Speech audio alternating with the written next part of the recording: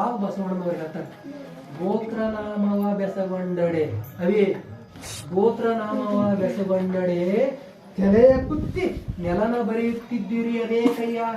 ನಾವು ಗೊತ್ತಿರತ್ತೆ ತೆರಿ ಕೆಳಕ್ ಮಾಡಿ ಹಿಂಗೆ ನೆಲ ಹಿಂಗೆ ನಾವು ಏನು ತಿಳಿದ ವಿಷಯ ಗೊತ್ತ ನೆಲ ಹಿಂಗೆ ಬಟ್ಲಿದ ಮಾಡ್ತಾರ ನೆಲವ ಬರೆಯುತ್ತಿದ್ದೀರಿ ಅದೇ ಕೈಯ.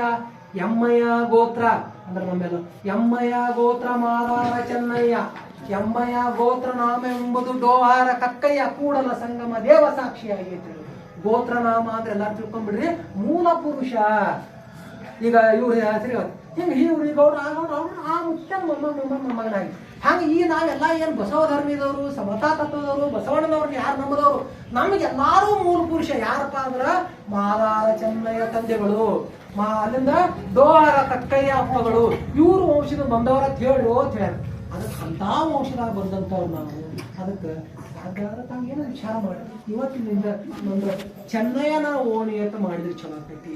ಎಲ್ಲೇ ಒಂದ್ ಕಡೆ ಚೆನ್ನಯ್ಯನವರು ಒಂದು ಮಾಲಾರ ಚೆನ್ನಯ್ಯನವರು ಒಂದು ವೃತ್ತ ಅಂತ ಮಾಡಿ ಹಿಂಗೇನೋ ಮಾಡಕ್ ಸಾಧ್ಯ ಆಗ್ತೈತಿ. ಅದನ್ನೆಲ್ಲ ಮುಂದಿನ ದಿನದಾಗ ವಿಚಾರ ಮಾಡ್ರಿ ತಾವು.